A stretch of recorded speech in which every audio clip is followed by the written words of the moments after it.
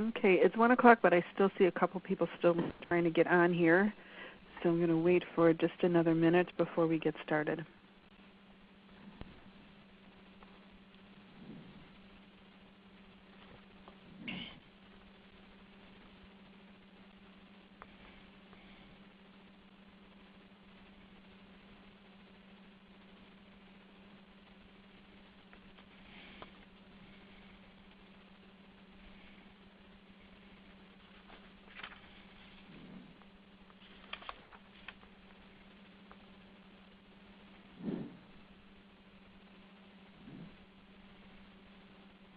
I'm waiting for the number on the web to match the number on the audio, and we'll go ahead and get started.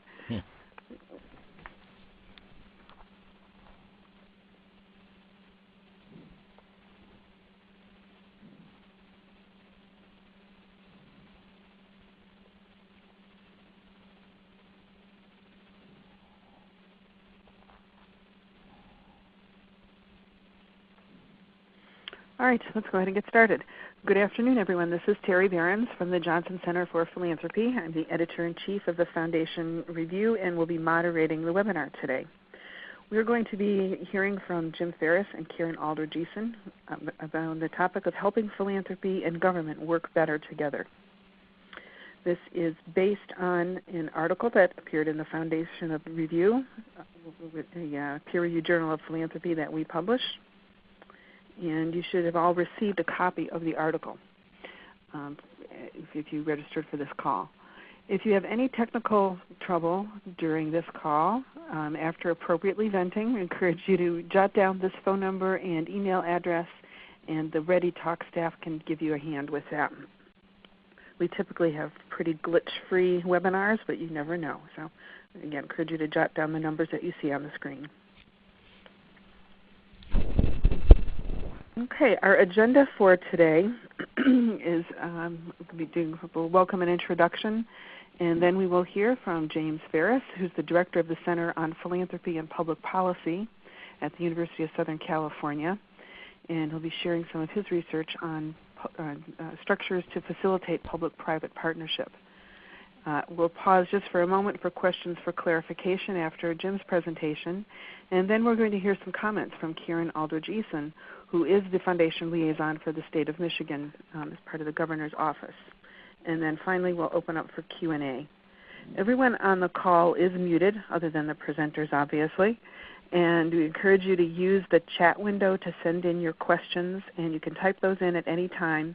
And then at the appropriate points in the agenda, I will stop and pose those questions to our presenters. Okay, so as I said, first we'll be hearing from James Ferris, who's a professor, the Emory Evans Olson Chair in Nonprofit Entrepreneurship and Public Prophecy, that's a good one, Public Policy, and the Director on the Center and Philanthropy in Public Policy. This is me, the editor and moderator. So before we turn it over to Jim to begin his presentation, we want to get some idea of who is on the call with us today, or on the webinar. So you can go ahead and click on the option that best describes the kind of organization that you represent. And I'd like to ask everybody on the call to go ahead and do that.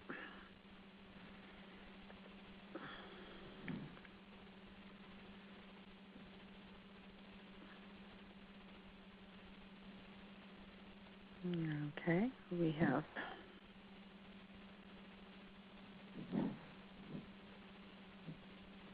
a few people who haven't responded here, but we have actually a good mix. Other, which I think is probably some consultants and who work in other nonprofits, university, partnership office, and local government entity.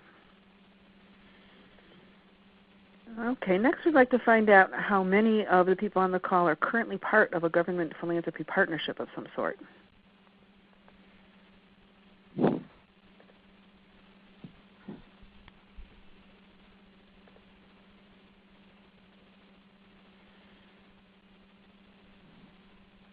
Amazingly, we're seeing a 50-50 response here. No, and those who are, okay, slightly more are currently involved, so I'm hoping that you have some questions that you can bring to the conversation when we get to that point on the agenda. And then finally, for those of you who are part of a partnership, I'd like to hear what kind of a partnership, what level of government is involved in the partnership, local, state, federal, other. Oops.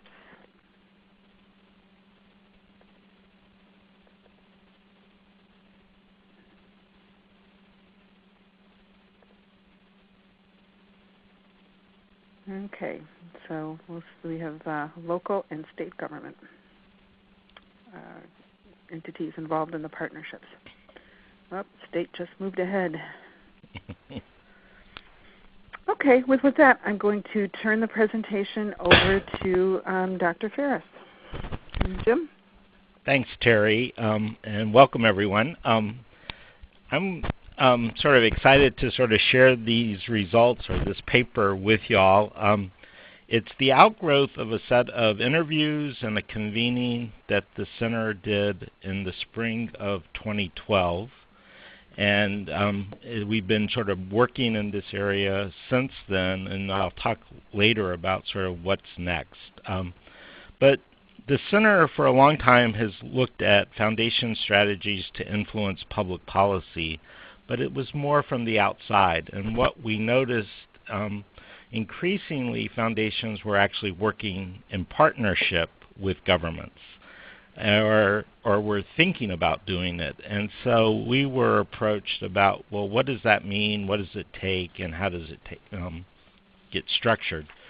And we sort of worked here in Los Angeles, and then we discovered sort of the Michigan office and some other offices. And so we were curious about sort of, what was behind it, what were the drivers, and what were they doing, and what were sort of some of the challenges. And so I want to just run quickly through that in a small amount of time this morning. It's clear that the circumstances facing philanthropy is different today than it was 10 or 15 years ago. Government is increasingly constrained, limited budgets, especially limited flexibility in discretionary dollars. So government's looking for ways to have a greater impact in terms of public problem solving. At the same time, foundations are faced with wanting to make a bigger impact when their grant budgets are not growing, if not decreasing. And so I think both sides of the equation recognize that they have common interest, they have complementary assets, not just financial, but knowledge and networks.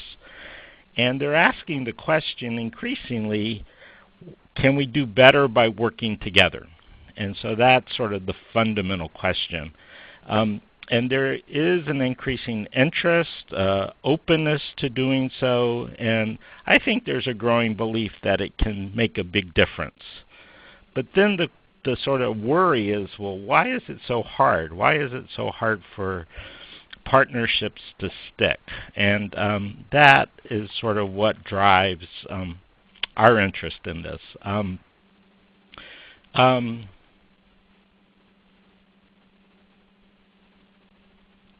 So the part of why it's so hard is that they're really different worlds.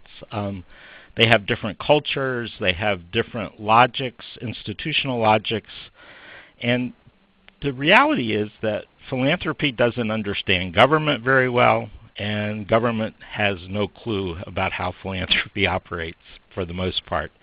And so if they're going to work together, they have to come to a deeper understanding of how each other works, what their imperatives are, and they have to respect those differences and be able to work past them. And we sort of see these offices of strategic partnership as really an infrastructure for overcoming these differences. They provide institutional memories about how you can work across the sectors, and that is sort of the real benefit of them. And I think increasingly we see that whether you're local, state, or federal agencies, there is a sense that if we're going to think of partnerships as a strategy for public problem solving, then we have to provide an institutional arrangement, a structure for making that happen. So, so what are these offices of strategic partnership? And the reality is they can be a person that has the title. It can be an office with some staff. But their core function is to initiate, catalyze, facilitate, accelerate, whatever the term you want to use, but they're really trying to sort of promote partnerships. It doesn't mean that they have to run them or do them, but they're trying to provide the infrastructure within agencies or within governments to get government to work with partners. And we focus in this paper on philanthropy, but it could equally be focusing on partnerships with nonprofits or with the corporate sector. And we see that increasingly at the federal level in some areas. And the benefit of these offices is rather than navigate the world, these different cultures, each time you wanted to sort of develop a partnership, these offices are reservoirs of expertise and knowledge about what makes them go, how to bring the parties together. And as a result of that, this infrastructure for partnerships lowers the transactions cost of getting partnerships started and catalyzing them. And so I think as government thinks of partnerships as a strategy for public problem solving, you're going to see a growing number of these offices, or at least efforts to create them. And it becomes a new tool in government's toolkit for public problem solving. Let me just say there's no unique or right structure. They all look a little bit different. They evolve over time, so they might start, and at the federal level we have cases of where it started as one person designated in the Secretary's office to be the liaison, and then that has morphed into an actual unit. But the units, whatever they are, they're small. They're just a few people. And one of their critical pieces is they need to have access to the critical decision makers. So that's sort of some of the background on these offices. What do they do? If you look and see sort of what are their activities, what are their core missions, the first is simply to demystify the sectors, to get people on either side of the divide familiar with the other side, and to sort of understand and appreciate those differences. Second area is simply to identify areas of possible partnership opportunities. And then finally to leverage resources, and where resources is not just dollars, but can be knowledge, expertise, connections, networks. And then how do you make these offices work so that they can accomplish what they're seeking to do? And we identified in conversations with these offices 4 key challenges. One is to figure out what the appropriate roles and expectations of the offices are. One is to figure out how to match the interests so that you can find shared interests that would make a partnership valuable, to find the right leadership for the office, and finally to sustain the offices. And let me just quickly talk about what some of the challenges under those 4 headings are. In terms of determining roles and expectations, this is really about changing behaviors, getting the sectors to change how they normally do business. And so you have to be careful or be sure to define roles and responsibilities and how the decisions will be made. and what the boundaries are, what you will do and won't do. So that's a key part that needs to be addressed. You can't just say partnerships are good. You really sort of have to understand what you're going to get out of the partnerships and how are you going to do them. The matchmaking challenge.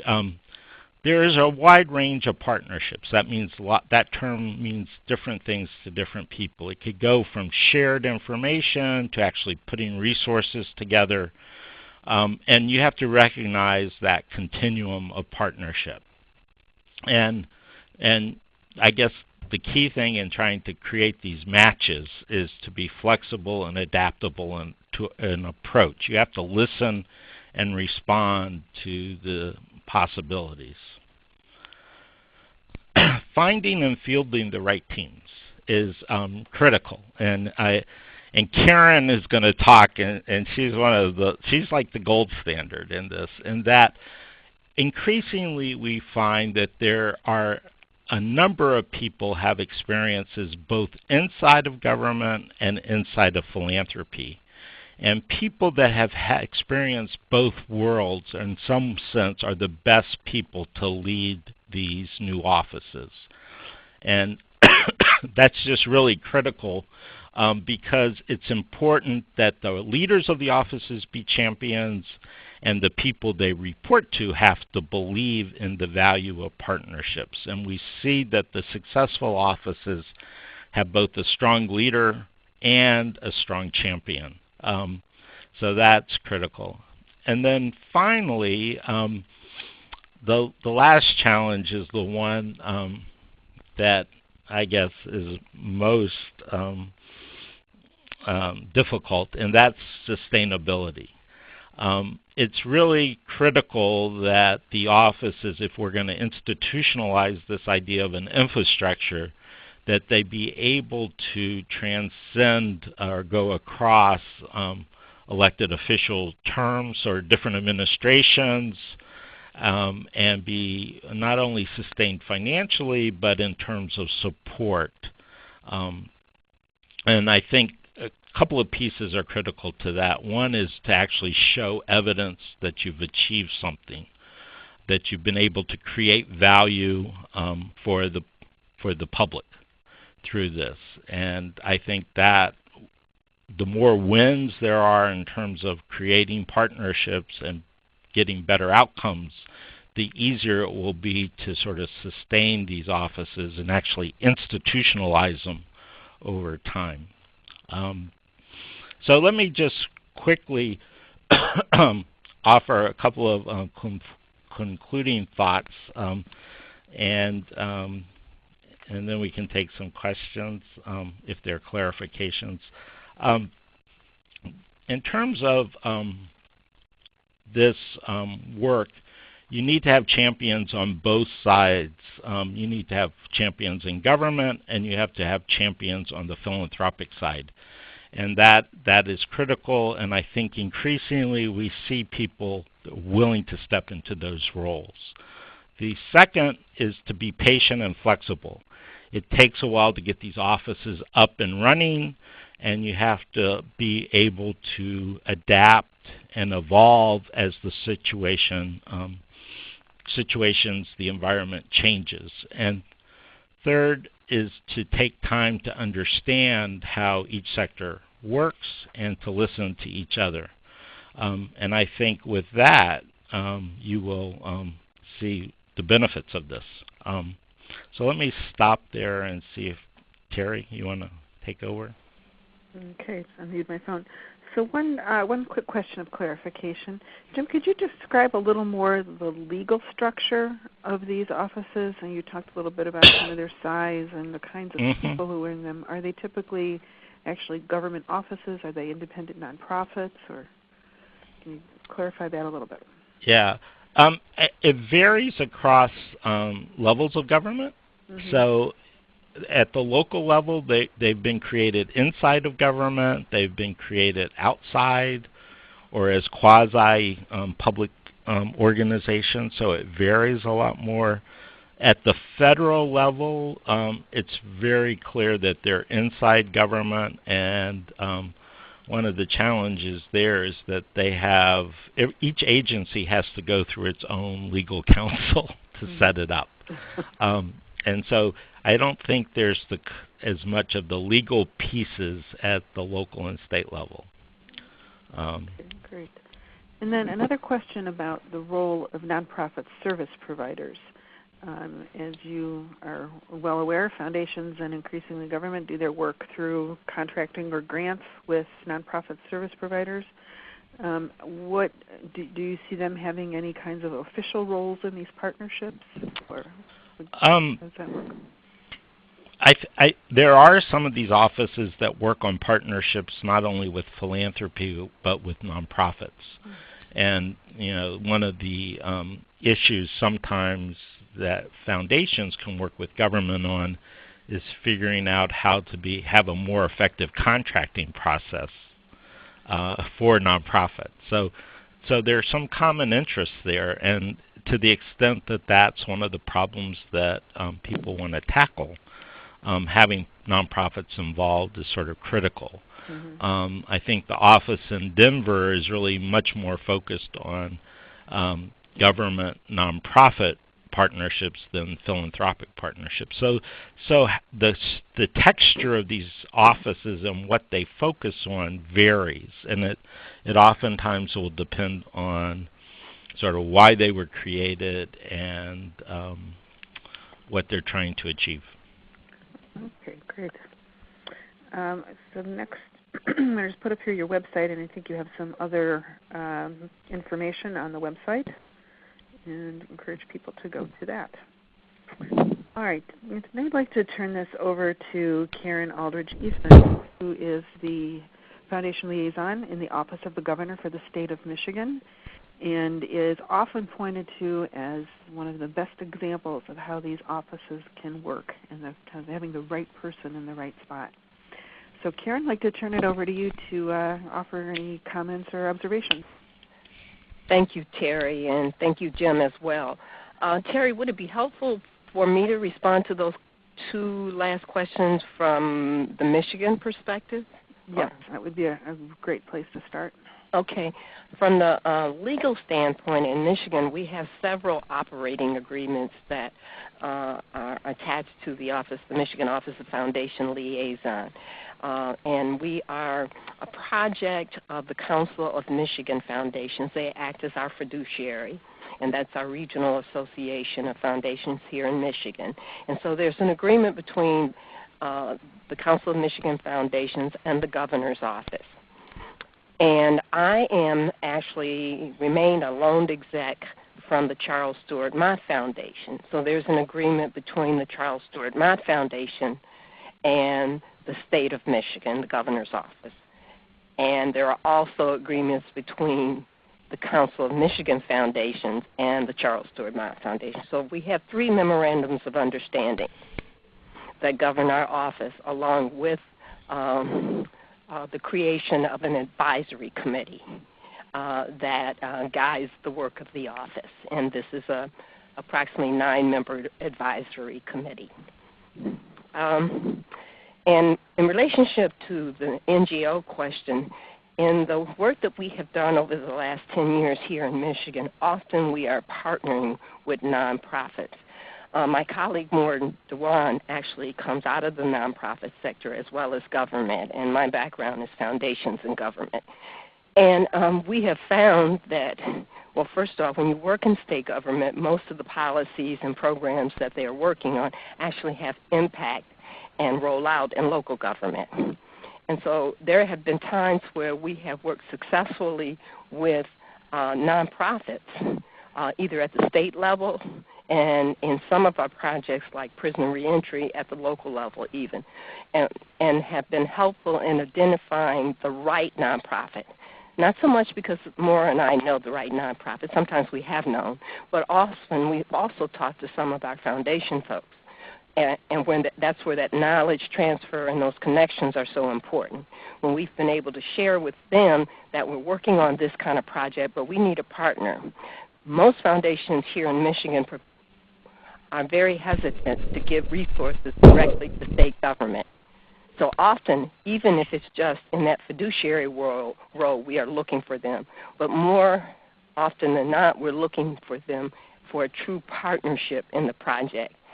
Jim talked a lot about demystifying and leveraging, and we try to work early to create the possibility of a partnership by having conversations and understanding what each party, government, and foundations are trying to do.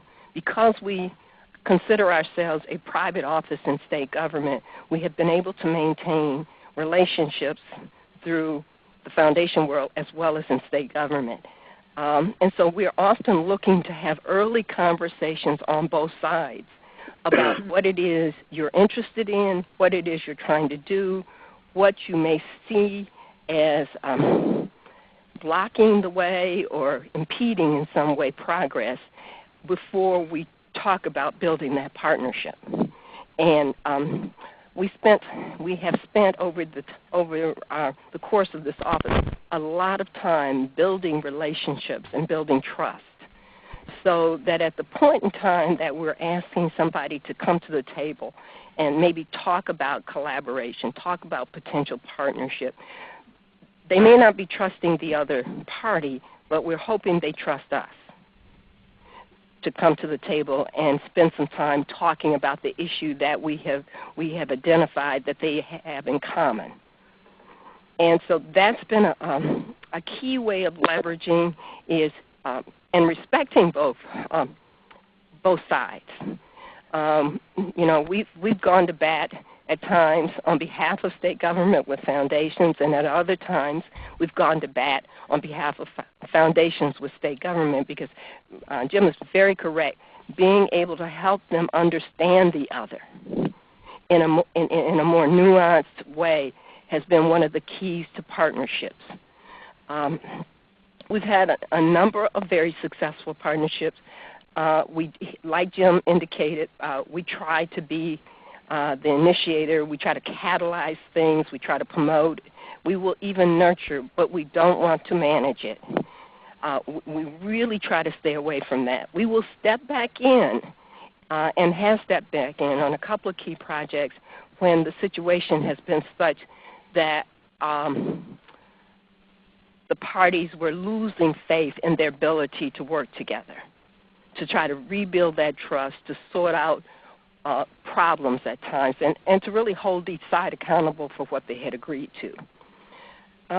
We do a lot of boundary setting, as he mentioned, and we try to be as flexible as we can. The Michigan Office of Foundation Liaison has transitioned through a new administration. When we came in, we were under one governor of one party, and we are now under a different governor with a different party. And it has been an adjustment for us in our work. It has taken a good 2 years to really build the kind of relationships that we need to then work on the kind of projects that have meaningful policy potential. So we have been sort of challenged by that. There was a lot of suspicion on who we were and what we were, but we had a champion inside state government. One of the new members of the Snyder team was someone that both the foundation community as well as Moore and I had known in his previous role. So that was helpful to championing our being here. And in addition, our foundation advisory committee and our foundation community period have been very strong supporters of the office and have seen value in it, and, which has been reflected in several evaluations done by Grand Valley State University. So at that, Terry, I think I'll stop. Okay, great. Thank you, Karen. Now, Karen, I know that you've done a lot of work with getting sort of the areas set and kind of priorities. Could you maybe just talk a little bit about how you go about that priority setting, boundary setting? You know, Jim talked about needing to identify where the opportunities for partnership are. Can you just talk a little bit about how that process works for you in Michigan? Sure. Ours have been set primarily from two sides. The foundation community early on in the creation of this office tried to pick out a couple of areas where they felt they had strong foundation interest and commitment. And we've tried to continue that from their perspective in saying where are people, where's philanthropy putting its money in Michigan now? Where are their interests in Michigan now? And then on the state government side, we tried to match that interest with what is this administration, what is this governor's priorities, and where are the matches? And then that's where we identify our priorities for our office, when we can find those strong matches, just in interest. Because if you can start there, it gets you past, you've got much more likelihood to be successful with a partnership because you've identified the common interest. And so that's how we've started. And ours have been affirmed by our advisory committee, and they're affirmed annually with the governor's office as well. Okay, so that's probably an important part of the process, is continuing to check back on the priorities and make sure those haven't changed. Yes. And they have changed over time. Okay, great. Jim, could you talk a little bit about the state versus local? And Karen, you may have some comments on this too. You've talked about being able to partner with local government, and Karen, you mentioned that increasingly the work of state government was done through local government. What kinds of opportunities and challenges do you see with a state office trying to work with local governments, and maybe vice versa? Can local governments really kind of impact state policy? And Jim, if you want to comment on that, or then Karen, maybe from the Michigan perspective. Yeah. At the local level, it's, I think, a little bit different in that you usually have a known set of foundations that have connections and familiarity with the mayor or the local government.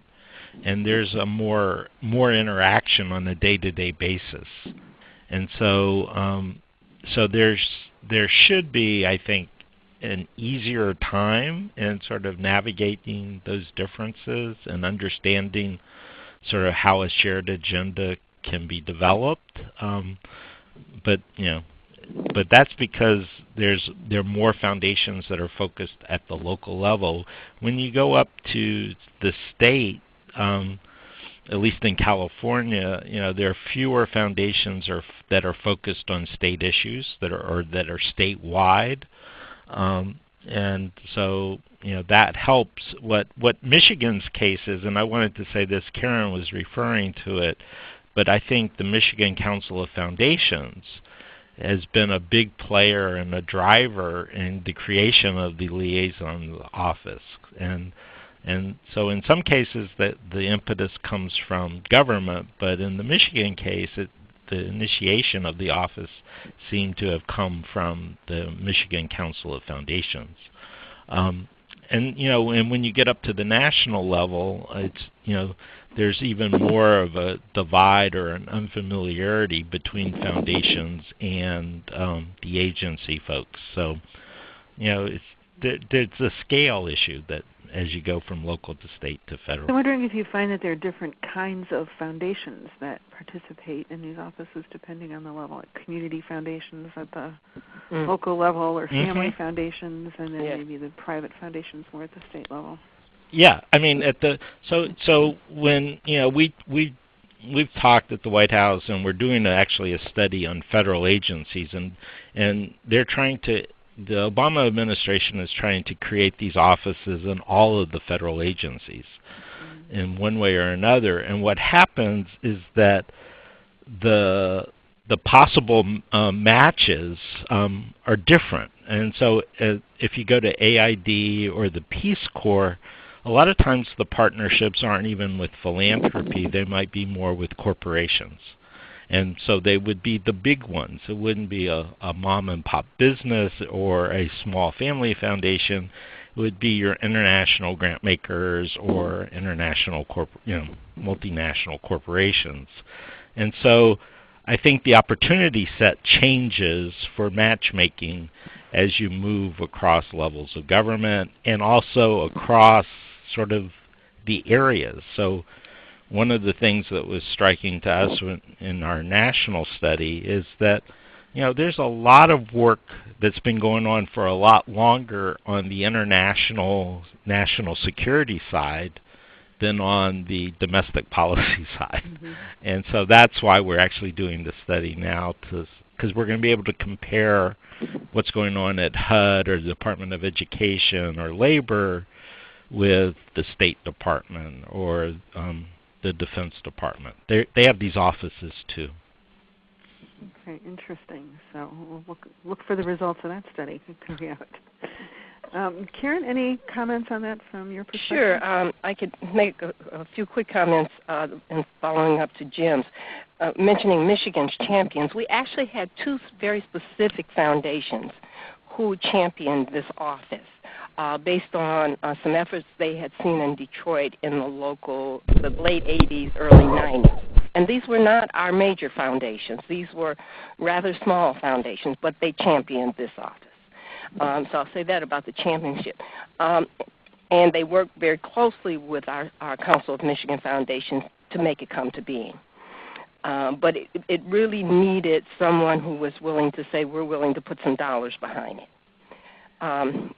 In terms of working with local government, I absolutely agree with Jim that it changes sometimes the dynamics. And when we have worked with local government, we have really relied on our local community foundations or family foundations to make that interaction happen.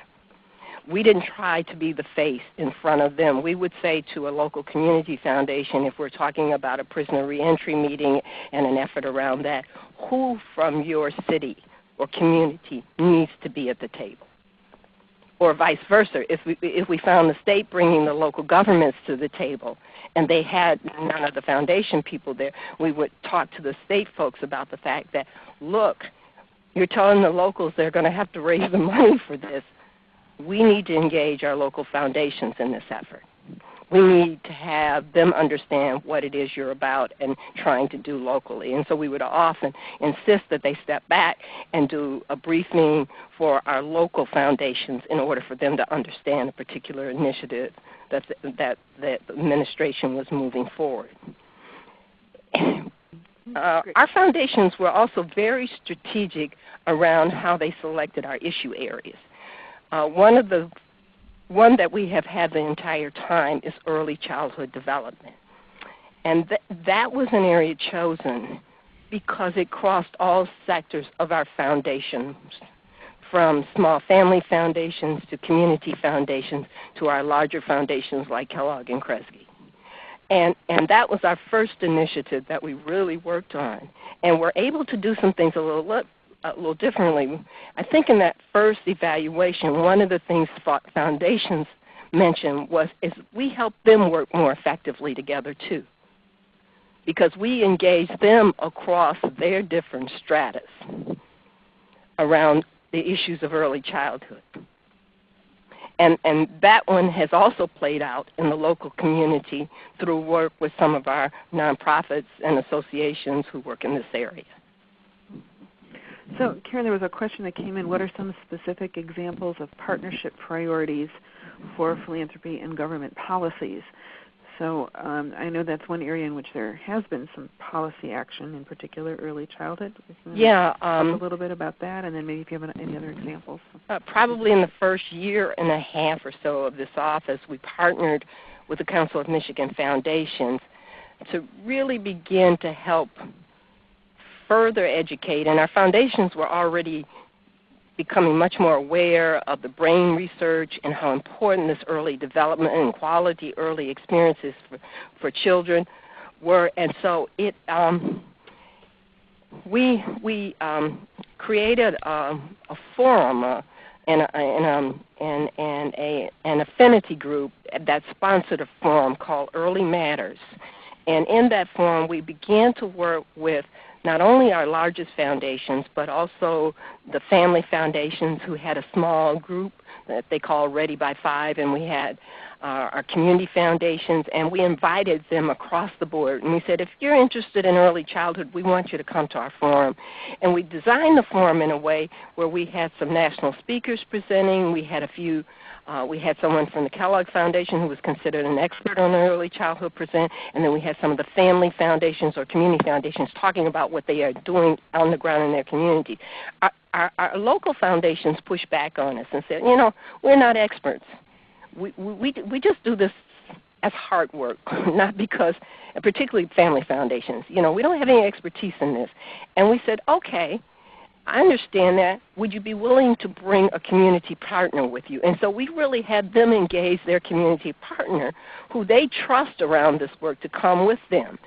And we were able to create this forum of strong leadership to really begin to push on the state of Michigan and say, look, guys, you got 80-some programs serving young children in this state. And we also invited every state manager that we could find who said, I serve young children. And many of them didn't know each other. And we said, this system doesn't work. And so we began to challenge them to think about and talk to us about if they could do it a different way. And we went below the directors of the departments to those who are running these various programs. And over time, they began to tell us what they would like to see and the need for some sort of umbrella organization. And out of that has come actually two agencies, one called Early Childhood Investment Corporation here in Michigan, which has spawned off a very successful local Great Start collaborative. It has also helped to form and shape what we now have is the Office of Great Start in our Michigan Department of Education. Much of this was seeded by those early discussions between foundations and those managers and those foundations of all sizes. One thing Kellogg did to really push the policy agenda around we need quality, we need rating systems, was to offer a challenge grant to the legislature and said, we'll give you $6.5 million if you put $1 million in next year's budget for early childhood, very specifically based on quality. And they did that. And that began to spawn them. The foundation community here in Michigan also sponsored a trip for some legislators to go to another state where the legislature was more effectively dealing with early childhood. We also did some, helped them create a children's caucus in the legislature to raise the profile of that issue. So those are some of the things we've done over time. Thank you. That was a really wonderful way to help everybody understand sort of on the ground what's the day-to-day work of creating these partnerships.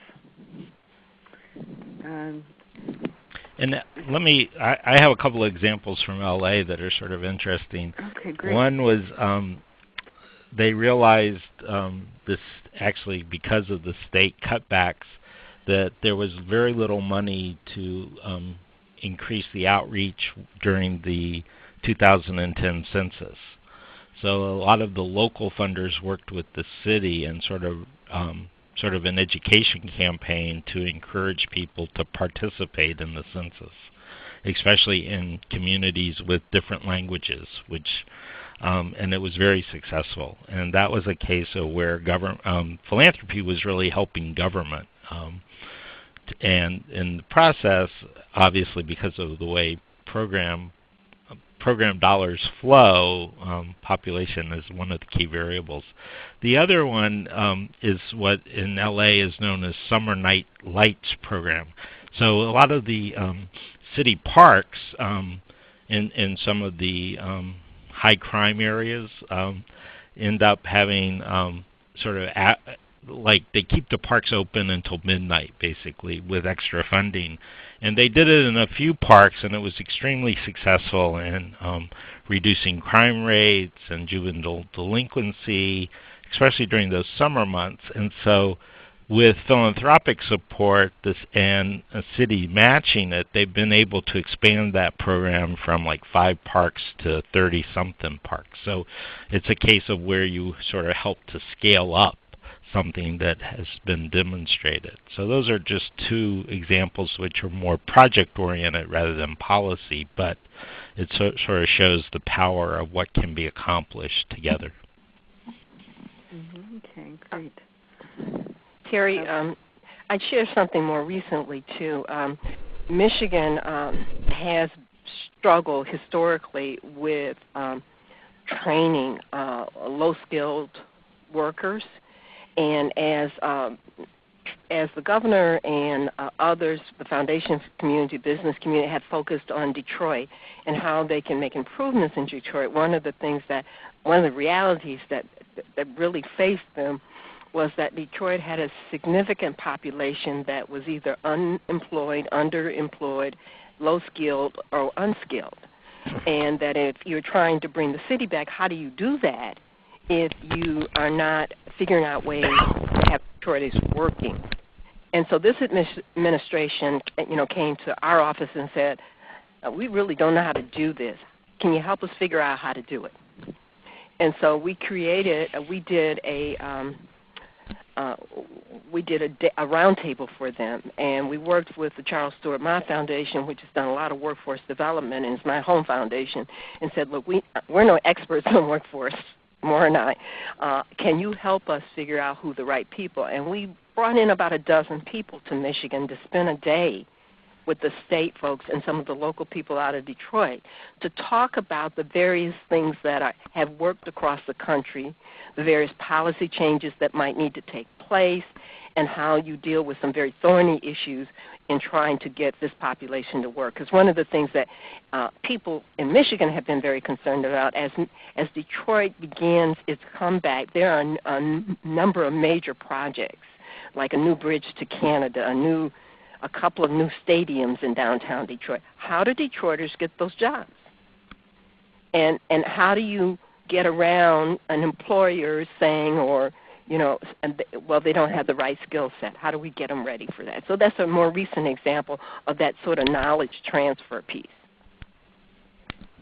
Okay, great. Thanks. So there's a really a significant educational role for these offices.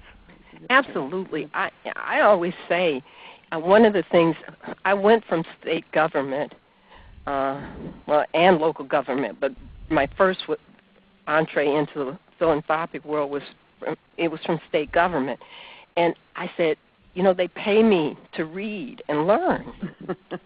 And that was just such an eye-opener for me. And so I remind my colleagues in the foundation world how little time people in government have or little resources, because often the first things that are cut from their budgets are travel and conferences, and they rarely have opportunity to do a lot of research or have staff to do research. I often talk to department senior level managers who are saying, if I just had somebody to do some research, or if I just had somebody to analyze the data that we have so that we could use it in a meaningful way to move policy.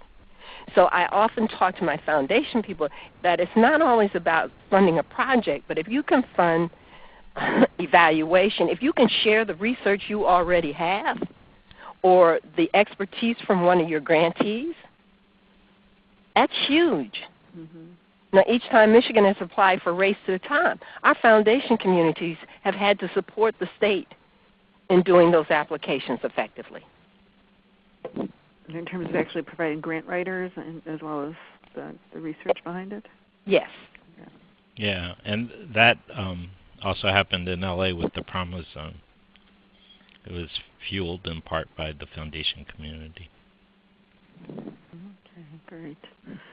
So we have about 10 minutes left. I'm going to ask you to each maybe just speculate a little bit on what do you see as the future of these kinds of offices? Do you think we'll be seeing more of them? Do you think it's run its course?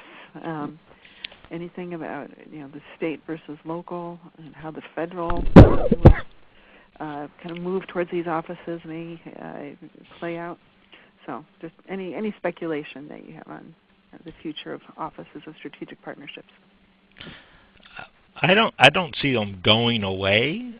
So the question, I think, is how many more do you expect to see, and how will they become institutionalized? And I think the answer to that, my take on it, it all depends on how well the current offices do. I think the offices, or this as an institutional form, are works in progress, and they need to learn and share what works and what doesn't with others. And I think Karen in the Michigan office has done that.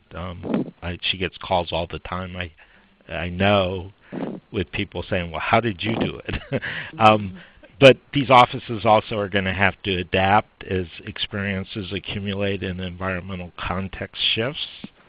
And there's a need to sort of expand the set of people who can lead and do this kind of work to be champions. They're always new players, and we see it in LA with the transition in mayor. They're not quite sure what this is all about, so there's always a need to include and orient new players, and why this is important and how it's done. And I think to the extent we can figure out how to sort of build a community of practice so that the people doing this work, it's awfully often lonely. And if they can connect with peers in other places at other levels, and if you can build the community of practice, I think you'll see a greater success in terms of institutionalizing these offices. Okay, great. Thank you. Karen, any thoughts about that? I would absolutely agree with Jim around the sort of sense of loneliness that you get, that you're neither. You're neither foundation nor are you government. And so building that community of practice, and Jim and I have talked about this a bit in the past, I think would be quite helpful to offices like our office here in Michigan. So I echo that. I think on the institutionalization front, we've had a bit of discussion, as you know, Terry, around that in Michigan and what that can look like. And I think we'll have more of it even this year, because I think it does provide, it would add to the ability to sustain it if there were a sort of institutional structure for it, and it doesn't sort of sit out there on its own. And we have been successful in transitioning administrations, and I think the sustainability question around who follows me in this office.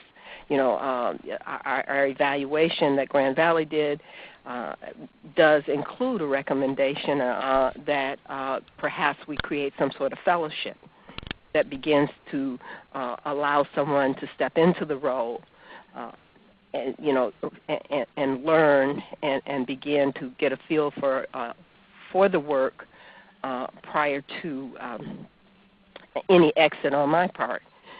So if the office is going to continue. And I think we'll have those discussions in Michigan. I really do. Okay, so I think from both of you, it's like stay tuned that they're, still relatively new kinds of organizations that are really trying to prove their merit and worth right now, and we expect to see the need for them continue. Okay, I'm not seeing any other questions coming in, so I think we can go ahead and wrap up. Again, I want to thank both of you, Jim and Karen. We really very much appreciate your spending the time with us today. Very insightful conversation. And again, this article, the webinar is based on an article that appears in the current issue of the Foundation Review, and you should have all received a copy of that article.